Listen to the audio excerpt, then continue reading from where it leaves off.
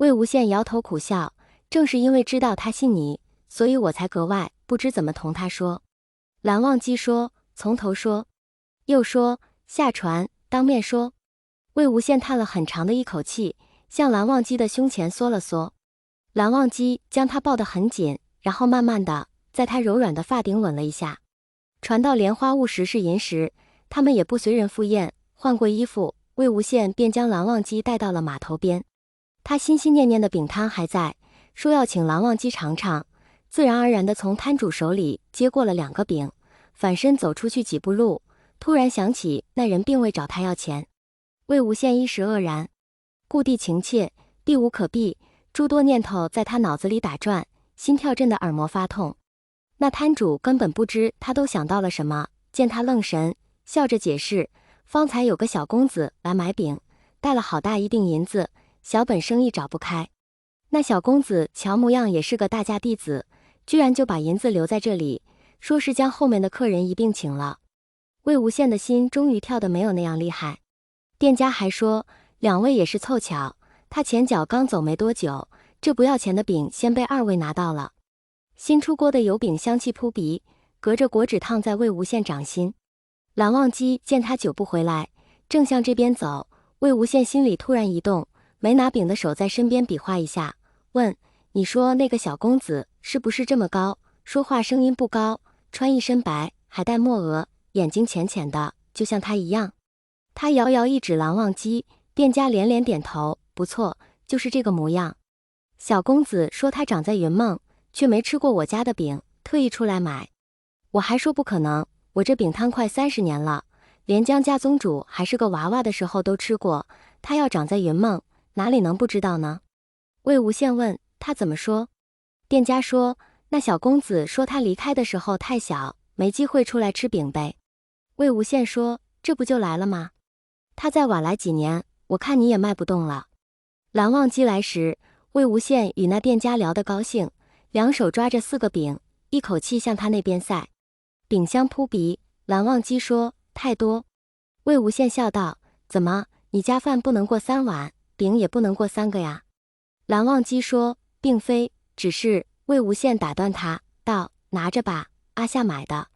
蓝忘机便将油纸捧住了，略有疑惑地看了魏无羡一眼。魏无羡说，等下说。他又对饼摊的老板说，剩下的银子还能买几个？老板说，100个没有，40-50个也足够的。魏无羡说，那你等下送这40-50个饼到莲花坞去，从南边角门进，直接找后厨，饼一定要热的呀，冷了便不好吃了。老板一愣，魏无羡接着说，就说是蓝云恒公子掏的钱，金陵公子送的。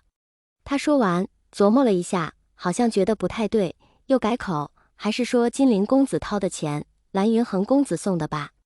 让他们给家里休息的少年一人送1个，莲花坞摆在堂上的宴席其实不怎么好吃。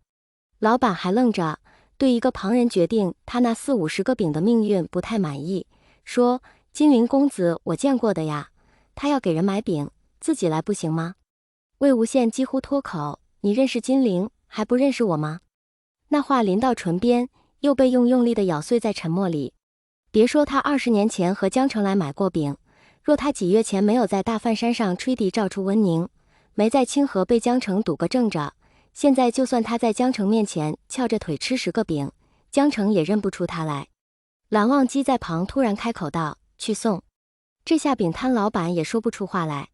眼前这名仙君虽然手里捧着4个热乎乎的饼，却是一副冰雕雪琢，不似凡人的模样，身侧的灵剑寒光闪闪，好像确实很能说得上话的样子，并且他看起来与方才那买饼的小公子有点像。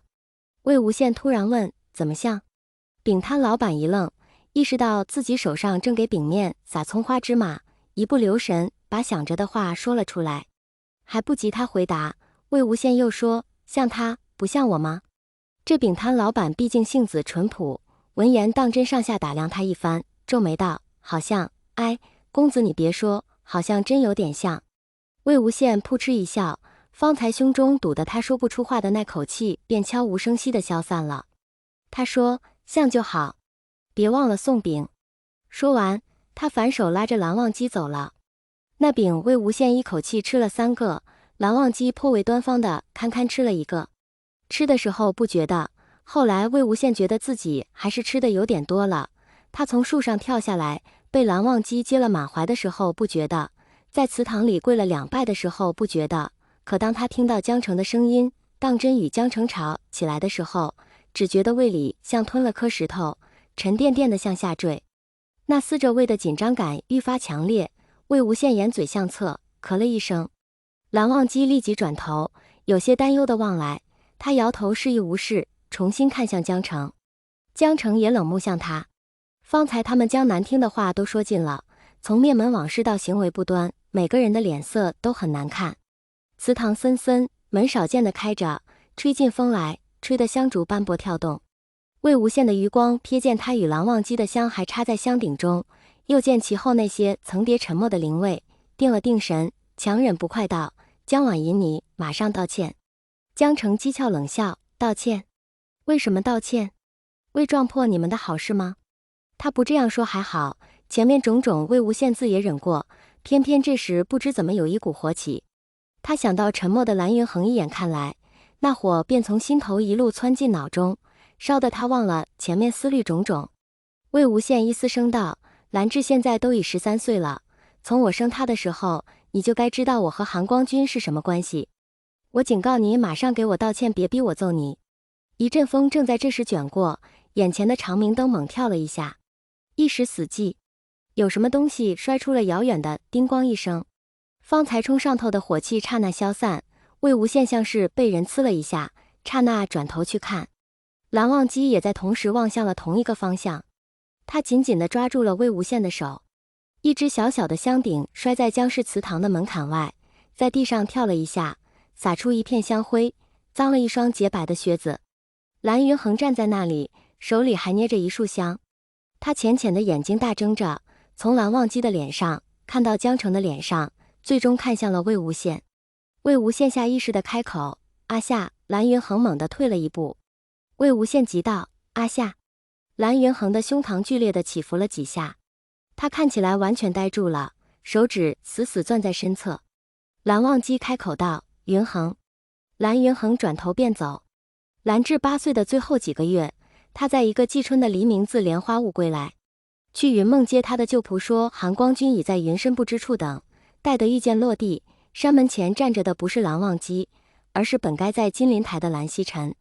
那名仆从将他交到蓝曦臣手上，蓝曦臣牵着他，就似带他去兰陵时的模样。兰至一路沉默地走，踏上那漫长的石阶，走过一半，晨间金黄的阳光穿透枝叶，斑斑驳驳地落在生了苔痕的白石上。他终于低声说：“宗主，我认错。”蓝曦臣轻轻地笑了一下，他说：“阿志叫我什么？”